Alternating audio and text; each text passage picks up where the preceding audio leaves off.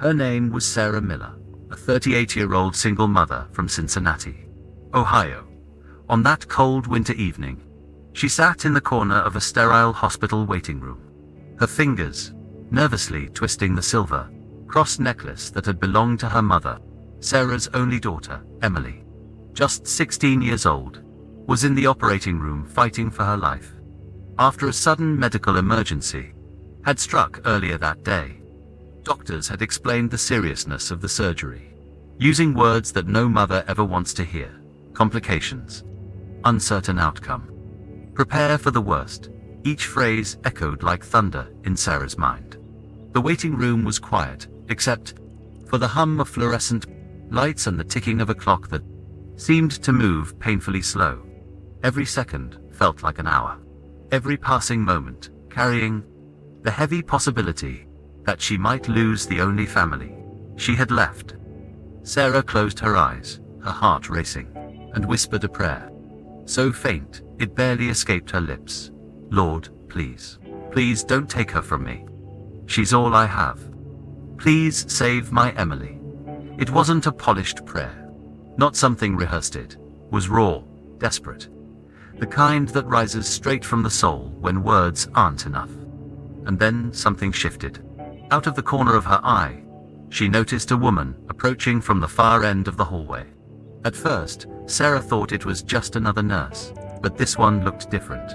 She walked slowly, calmly, not in the rushed, urgent way most hospital staff moved. Her face seemed to carry a glow, her eyes filled with compassion and peace.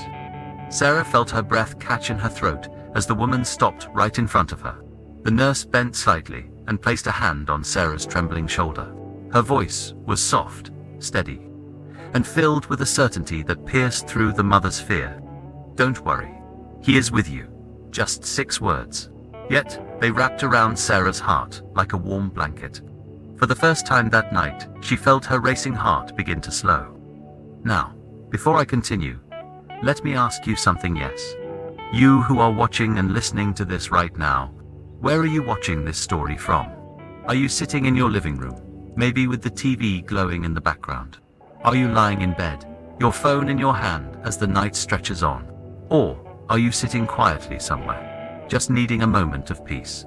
Wherever you are, I want you to know that what you're hearing is not fiction.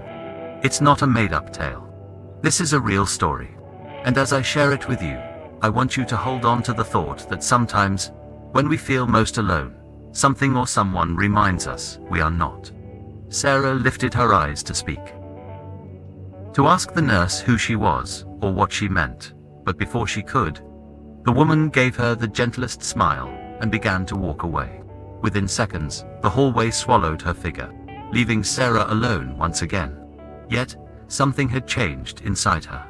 Her fear was still there, but now it was mixed with a strange, unexplainable peace. It was as if the words had been planted deep within her soul. He is with you. Sarah sat frozen in her chair, her hands still gripping that little silver cross, as though it were the last anchor holding her steady. The words of the mysterious nurse echoed inside her head, again and again. Don't worry. He is with you. They weren't just words. They carried a weight, a presence, almost like a whisper of heaven itself. For a moment, Sarah felt as if time had stopped. The anxiety that had been crushing her chest loosened just enough for her to take a deep breath. She looked around the waiting room, hoping to catch another glimpse of the woman who had just spoken to her. But the nurse was gone. The hallways stretched empty, the sound of distant footsteps and beeping monitors filling the void. Sarah rose from her chair, walked a few steps toward the corridor, and peeked down the hallway. Nothing. No trace of the nurse. It was as if she had appeared out of nowhere and disappeared just as quickly. Sarah whispered to herself, who was she? Why do I feel different? She sank back into her chair, still trembling, yet not from fear this time. It was something else, something like awe. She replayed the nurse's appearance in her mind. The calm, steady eyes, the warmth in her voice. The way her presence instantly shifted the entire atmosphere of the room. The strange thing was, Sarah couldn't remember seeing a name tag on her uniform. Every other nurse she had passed earlier that evening had their names clearly printed in bold letters on their chest. But this woman's uniform looked plain, almost too simple. And her face, there was something about it that didn't fade from memory like ordinary faces do. It lingered, etched deeply into Sarah's thoughts, as though it was meant to stay with her forever. For a moment, Sarah wondered if her exhausted mind was playing tricks on her. After all, she hadn't eaten since morning, and the weight of fear had drained every ounce of her energy. Maybe she had imagined it. Maybe it was just her brain's way of comforting itself. But no, that couldn't be it. The hand on her shoulder, the warmth that flowed through her chest, the way her pulse had slowed after hearing those words, no, it was real. Too real to ignore. She leaned back and closed her eyes, whispering again, "He is with you." A small tear rolled down her cheek. But this time, it wasn't only from fear. It was from something else, hope. Meanwhile, the operating room doors remained firmly shut. Emily was still inside, her life hanging by a thread. Sarah clutched the cross again, but now her prayer felt different. Instead of begging, she felt a stirring of faith. "Lord, I don't know what's happening, but if you are here with me, then please, be with my Emily too." The minutes stretched on. Nurses and doctors hurried past in the distance, none of them resembling the mysterious figure Sarah had seen. She wanted to ask someone if they had noticed her, but something in her heart told her to wait, to hold on, to trust. And so, she sat quietly in that waiting room, replaying the words again and again like a song she couldn't forget. "Don't worry. He is with you." The hours that followed felt endless. Sarah sat in that chair, sometimes pacing the room, sometimes sinking back down, her mind torn between fear and the strange peace that had settled over her. Every time she felt panic rising in her chest, she would close her eyes and remember the gentle hand on her shoulder, the voice that had whispered those 6 words. They became her anchor in the storm. "Don't worry. He is with you." The hospital waiting room grew quieter as the night deepened. Families who had been waiting for their loved ones slowly trickled out, leaving Sarah more and more alone. The vending machine buzzed in the corner, and a janitor mopped the floor, his steps echoing through the hallway. Sarah realized she hadn't eaten anything all day. Her body ached, her throat was dry, and her hands were trembling. But she couldn't bring herself to leave, not even for a few minutes. What if the doctor came out with news? What if Emily needed her? She pulled out her phone and stared at Emily's photo on the lock screen. It was from last summer, her daughter smiling under the sun at a lake, hair wet from swimming, eyes full of life. Sarah's heart ached at the thought of losing her. Emily wasn't just her daughter. She was her best friend. Her reason to keep going after her husband had left years ago. They had built a small life together, just the two of them, leaning on each other for strength when the world seemed too heavy. Sarah whispered through tears, "I can't lose her. God, please, she's all I have." But then, almost automatically, her memory replayed the words again. "He is with you." Sarah wiped her tears and breathed deeply. Maybe that nurse, whoever she was, had been sent for this very moment. Maybe she wasn't just a nurse at all. Maybe she was something else. The thought both scared and comforted Sarah. She had grown up going to church, listening to stories of angels and miracles, but she never expected to experience something like this herself. Now, sitting in this empty waiting room, she wondered if she already had. The sound of a clock ticking grew louder in the silence. It had been nearly 3 hours since the surgery began. Her mind raced with questions. Was Emily okay? Was the surgery working? Would she see her daughter's smile again? She leaned back and pressed her palms together. This time, her prayer was steadier, less desperate. "Lord, I don't understand what's happening, but I trust you. Please, let me hold her again, please." Minutes dragged on like hours. Sarah kept watching the door, expecting it to swing open at any moment. Every time a shadow passed by, her heart leapt, only to sink again when it wasn't the doctor. She rubbed her temples, fighting exhaustion, her eyes growing heavy. For a brief moment, she almost drifted into sleep. And in that half-dream state, she thought she heard a whisper again. The same voice, calm and steady. "Don't worry. He is with you."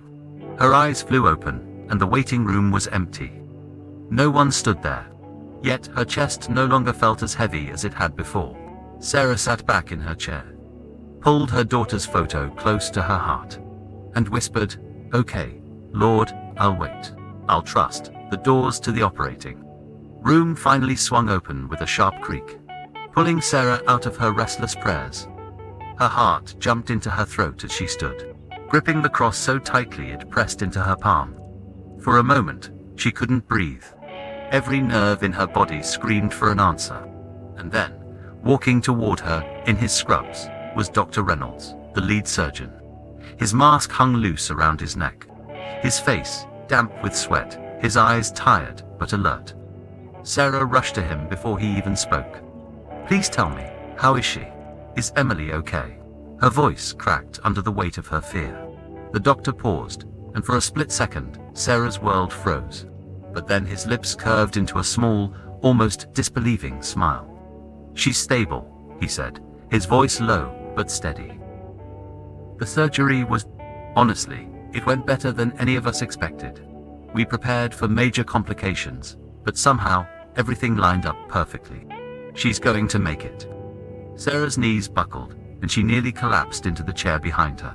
Tears poured freely down her face as she covered her mouth with trembling hands. "Thank you, God.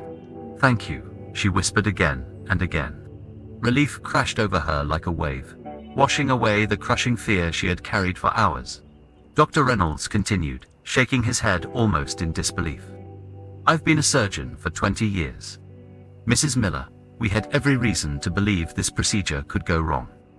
But I'll be honest with you, this outcome feels like, well, it feels like a miracle." He gave a respectful nod and added, "You'll be able to see her once she's moved into recovery." With that, he left, his footsteps fading down the hall. Sarah collapsed fully into the chair, sobbing into her hands. Her whole body trembled, but this time from joy and gratitude. She couldn't stop replaying his words. She's going to make it. For the first time in weeks, maybe even months. She felt hope blazing inside her heart, like a fire that could not be put out.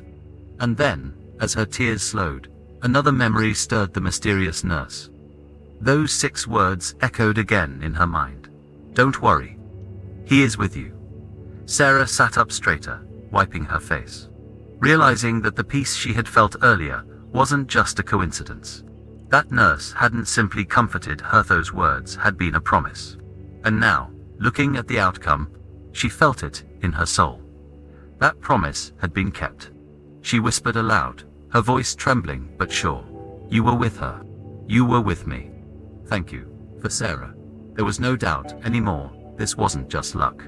It wasn't just medical skill. It was divine intervention. Something greater had stepped into that hospital room, into her fear, and answered her desperate prayer. She leaned back in the chair, exhaustion settling in. But her heart was steadier than it had been in years. She closed her eyes and whispered one last time before drifting into quiet relief. "He is with us." When Sarah finally gathered herself, the relief of hearing Emily had survived slowly gave way to curiosity, no urgency about the woman she had seen earlier. The mysterious nurse's words had carried her through the storm. And now Sarah needed to find her, to thank her. Maybe even to understand who she really was. She rose from her chair, still weak from hours of waiting and crying, and walked toward the nurse's station at the end of the hallway. 2 women in scrubs sat behind the counter, typing on computers and flipping through charts. Sarah approached hesitantly, her voice shaky but polite. "Excuse me," she began, "earlier tonight, a nurse came to check on me while I was waiting. She comforted me, and I want to thank her. Could you tell me her name?" One of the nurses looked up, confused. "A nurse, out here, during surgery?" She frowned, glanced at her colleague, and then back at Sarah. "Don't think any of us left the OR or this station while the surgery was going on. Can you describe her?" Sarah nodded eagerly. Yes, she had kind eyes, shoulder-length brown hair, She wore a plain white uniform without a name tag. She spoke so gently. She told me, "Don't worry, he is with you." The two nurses exchanged puzzled glances. The second one shook her head. "Ma'am, I'm sorry, but we don't have anyone here who matches that description. All of us wear name badges. And during the procedure, none of the staff left the operating wing. We've been short-staffed tonight, believe me. If someone had stepped out, we would have noticed." Sarah blinked, taken aback. But she was right here. She touched my shoulder. She spoke to me. She was real. The first nurse gave her a sympathetic smile. Maybe it was a volunteer. Sometimes hospital chaplains or volunteers check on families, especially during difficult procedures. "I can check the logbook for you." She pulled a binder from the counter, flipping through the pages. After a few moments, she shook her head again. "No visitors were registered in this section tonight. Just staff. And I promise, we don't have a nurse who looks like that." Sarah felt her breath catch. Her heart began to race, not from fear this time, but from wonder. She muttered to herself, "Then who was she? How did she know what to say?" The second nurse leaned forward, her tone gentle. "Ma'am, you've been through a lot tonight. Sometimes, in moments of stress, the mind plays tricks. You might have imagined her, but Sarah knew better. She could still feel the weight of that hand on her shoulder, still hear the clarity of that voice ringing in her ears. That was no trick of the mind. It was too vivid, too real. She shook her head firmly.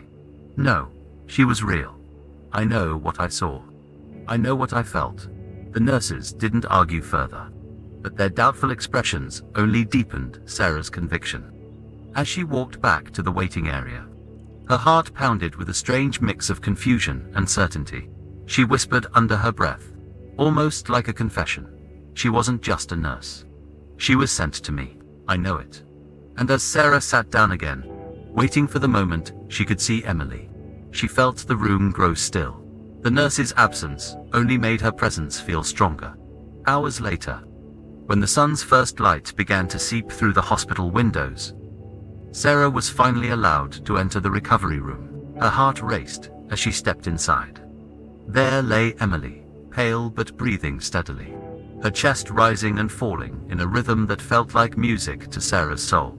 Machines beeped softly around her, but all Sarah saw was her little girl, alive. Her hands warm and real beneath the thin hospital blanket. Sarah rushed to her side, tears streaming again. "Sweetheart, you're okay. You made it," she whispered, brushing Emily's hair back from her damp forehead. Emily's eyelids fluttered open, heavy but determined. Her lips curved into the faintest smile. "Mom," she breathed weakly. "I knew I would." Sarah gasped, gripping her daughter's hand. "You knew? How, honey? You were under anesthesia the whole time." Emily's eyes sparkled faintly, as though she carried a secret too beautiful for words. "I wasn't alone." Sarah froze. The words echoed in her ears. Her pulse quickened. "What do you mean you weren't alone? Who was with you?" Emily blinked slowly, her voice frail but certain. "There was someone, a woman. She was dressed in white. She stood beside me before everything went dark. She smiled at me and said, 'Don't be afraid. He is with you.'" Sarah's breath hitched, her hand trembling in Emily's. Her mind raced back to the nurse she had seen, the words she had heard. It was the same, exactly the same. "Emily, you saw her too?" Emily nodded gently, her eyes glistening with tears. "Yes," she held my hand, and I wasn't scared anymore. Even when it hurt, even when I thought I couldn't breathe, I felt safe. I felt peace. Mom, she wasn't like anyone I've ever seen before. She felt different, like light. Sarah pressed a hand to her mouth, her tears now falling faster than she could wipe them away. The confirmation shook her to her core. She hadn't imagined the nurse, and Emily's vision proved it. Whatever presence had visited them was real, undeniable. "Oh my God," Sarah whispered, clutching Emily's hand to her chest. "You don't know what this means, sweetheart. She came to me too." She said the same words. She comforted me when I thought I'd lose you. And now I know it was real. She was real. Emily closed her eyes, a soft smile spreading across her face despite her weakness. Then it wasn't just me, Mum. Maybe she was an angel. Sarah felt a wave of awe sweep over her. The room seemed to grow still, holy, even, as if unseen eyes were watching over them. She pressed her forehead against her daughter's and whispered, "Yes, baby. I believe she was. And I believe she was sent to save you." The machines continued their rhythmic beeping, but to Sarah, they now sounded like a hymn steady, faithful, alive. She sat beside Emily, holding her close, her heart overflowing with gratitude. For the first time in a long time, she felt absolutely certain of one thing. Heaven had reached down into their lives, and they had both been touched by it. The days that followed were a blur of nurses checking vitals, doctors making rounds, and family members stopping by with flowers and prayers. Yet through all the chaos, Sarah and Emily carried with them a quiet, unshakable peace. It was as though the storm had passed, leaving behind a calm so deep it reached their very souls. Every time Sarah looked at her daughter breathing, smiling faintly, even laughing through her weakness, she felt that same gratitude rising like a tide she could never hold back. One evening, a few days after the surgery, Sarah sat by Emily's bedside with a small notebook in her lap.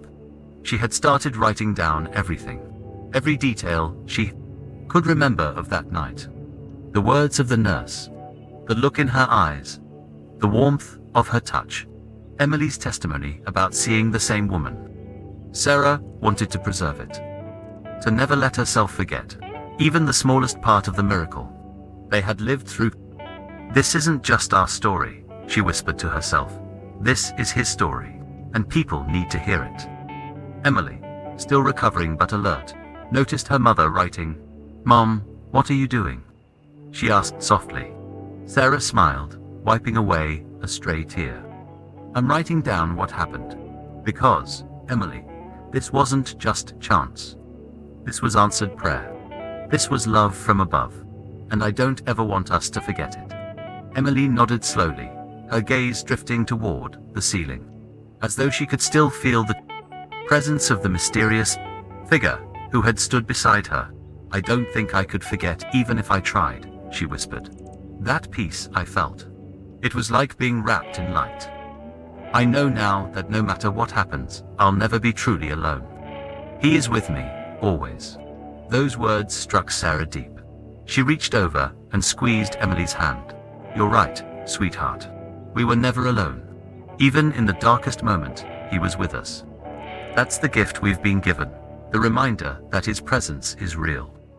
That night, as the hospital grew quiet and the world outside seemed to hold its breath, Sarah closed her eyes in prayer. She didn't beg this time. She didn't plead. Instead, she gave thanks. "Thank you, Lord, for saving my daughter. Thank you for showing me that you are closer than I ever knew. Thank you for the angel you sent, who carried us through."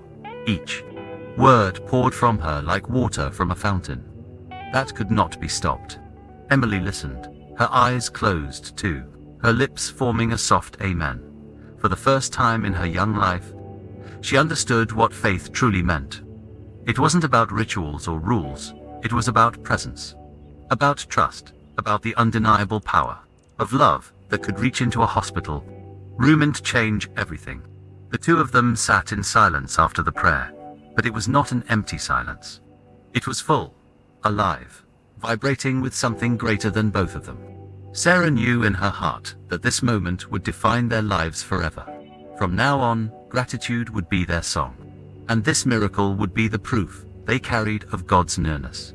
The day Emily was discharged, the air outside the hospital felt different, warmer, brighter, almost as if the world itself knew they were stepping into a new chapter of life. Sarah wheeled her daughter through the automatic glass doors, a small bag of belongings on her lap, the discharge papers tucked neatly in Sarah's purse. But more than any paperwork or belongings, they carried something invisible, yet infinitely more valuable. The memory of the miracle they had lived through, As the cool breeze touched Emily's face, she closed her eyes and smiled. "It feels like I can finally breathe again, Mom," she said softly. Sarah leaned down and kissed her forehead. "That's because you were given another chance, sweetheart. And I'll never stop thanking God for it." The drive home was quiet, but not in a heavy way. It was the kind of silence filled with reflection. Every passing streetlight and stretch of highway reminding Sarah how easily things could have gone differently. Each mile was a reminder of the fragility of life and of the grace that had spared them from grief. When they finally arrived at their modest suburban home, neighbors came out to greet them. Mrs. Henderson from across the street waved, her eyes misty as she exclaimed, "We were all praying for you, Emily. God surely heard us." Another neighbor pressed a bouquet of daisies into Sarah's hands, whispering, "You've been blessed." Sarah thanked them with a grateful heart, but inside she knew there was more to this story than answered prayers alone. There was the woman in white, the angelic presence that no one else seemed to have seen. She longed to tell everyone, but she also felt protective of the sacredness of it. This wasn't just news, it was holy. That night, as Sarah tucked Emily into her own bed for the first time in weeks, she stood at the doorway and just watched her daughter breathe. The soft rise and fall of her chest was the most beautiful sight Sarah had ever known. "Sleep well, my miracle girl," she whispered, tears slipping down her cheeks. Later, when the house was quiet, Sarah sat at the kitchen table with a cup of tea. She opened her notebook again, adding new reflections to the pages. "We are home now. She is alive. And though the world will move on, we will never be the same. I don't know why God chose us for this miracle, but I will spend the rest of my days telling this story, so that others might believe that He is with them too." At that moment, Sarah realized something important. The experience they had gone through wasn't meant to stay hidden. It was meant to shine, like a candle in the dark, guiding others who felt alone in their battles. If a mother and daughter in Ohio could experience such a divine touch, then anyone, anywhere, could. Emily, though still weak, echoed the same conviction. The next morning, over breakfast, she said quietly, "Mom, I think we should tell people what happened. Not just our family, everyone. People need to know that miracles still happen." Sarah smiled, reaching across the table to hold her daughter's hand. "Yes, sweetheart. They do need to know. And we'll tell them, together." Their home felt different now. It wasn't just walls and rooms anymore, it was a sanctuary. A living reminder that heaven had touched earth within their story. It began slowly, almost quietly, like a ripple in still water. At first, Sarah only shared the story with close family members, her sister on the phone late at night, her parents over Sunday dinner. Each time she told it, she saw the same look on their faces, awe, wonder, and a flicker of faith rekindled in their eyes. Some wept openly. Others simply whispered, "Thank God." But all of them felt the weight of the miracles Sarah described. Emily, too, began to open up. When her best friend visited after school one afternoon, Emily leaned against her pillow and, with a small smile, said, "I wasn't alone in that room. There was someone with me. A woman in white. She told me I'd be okay." "And I was," her friend gasped, goosebumps covering her arms, and whispered, "That had to be an angel." Soon, word began to spread beyond their inner circle. A local pastor heard about the story and invited Sarah to share it at church one Sunday morning. Sarah stood nervously at the front of the congregation, her notebook clutched in her hands, her voice trembling at first. But as she spoke, describing the fear, the silent prayer, the mysterious nurse, and the miraculous outcome, her voice grew steadier. She wasn't just telling her story, she was bearing witness. The sanctuary grew silent, as every eye fixed on her, every ear hanging on her words. When she reached the part where Emily confirmed she had seen the same woman in white, a hush fell over the crowd. People leaned forward in their pews, tears glistening in their eyes. And when Sarah concluded by saying, "This miracle wasn't meant for us alone, it was meant to remind all of us that God is still with us." The entire church erupted in applause, shouts of "Amen" filling the room. After the service, strangers approached her with their own stories, moments when they, too, had felt something unexplainable, something divine. A man in his 60s spoke about surviving a car accident that should have taken his life. A young mother whispered about the time her child had been saved from drowning in a way no one could explain. Story after story poured out, as if Sarah's testimony had unlocked something people had kept hidden for years. Emily watched all of this with wide, shining eyes. "Mom," she said quietly as they drove home that afternoon, "maybe this is why it happened. Not just to save me, but to remind people that they're not alone." Sarah felt her throat tighten with emotion. "Yes, sweetheart. That's exactly it. Our miracle wasn't just for Ost, was for anyone who has ever prayed in silence, wondering if God was listening. Now they'll know He is." From that day forward, Sarah and Emily became storytellers of grace. Their testimony traveled by word of mouth, then through community gatherings, and eventually through online platforms. Emails from strangers began arriving, people who had stumbled upon the story and wrote back with their own accounts of answered prayers and unexplained encounters. The ripple had turned into a wave, and every time Sarah retold it, she began with the same words: "What I'm about to share with you is 100% true. This is not just a story, it's our life, our miracle. And if you're hearing this, maybe it's because you need to be reminded that He is with you too." As months passed, life for the Miller family slowly returned to a new kind of normal.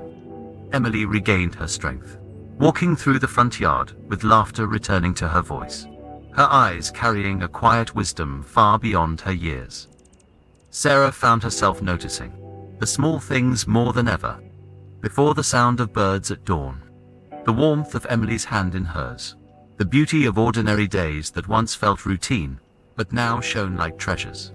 Yet, beneath the surface of daily life, one truth remained unshakable. They had been touched by something greater. Sarah no longer questioned if God was near. She no longer wondered if prayers whispered in silence ever reached heaven. She knew because she had seen it, felt it, lived it. And Emily, too, carried the same certainty. Together, they walked forward with a faith that could not be shaken. Sometimes Sarah still thought of the mysterious nurse, the woman in white, whose words had carried her through the darkest night. She never saw her again, not in the hospital, not in the weeks that followed. But strangely, Sarah didn't need to, because the memory of that moment was enough. It was a reminder that sometimes angels walk among us, unseen by most, but unforgettable to the few who were touched by their presence. And so, whenever Sarah shared the story, she ended it the same way she had lived it, in awe and gratitude. "This is not just a memory," she would say softly. "This is proof. Proof that even in the darkest hour, light can break through. Proof that, when we think we are alone, we are not. Because He is with us." Tonight, as you hear this story, I want to leave you with the same message that carried Sarah and Emily through their trial. You are not alone. Whatever storm you are facing, whatever silent prayer you've whispered, believe this: He hears you. He is closer than you think. And before we close, I want to ask you something. If this story touched you, if it stirred something deep within you, share it with someone who needs hope tonight. Let them know that miracles still happen, that prayers are still answered, and that love from above is still reaching into our lives. Because maybe, just maybe, you are the messenger someone else is waiting for.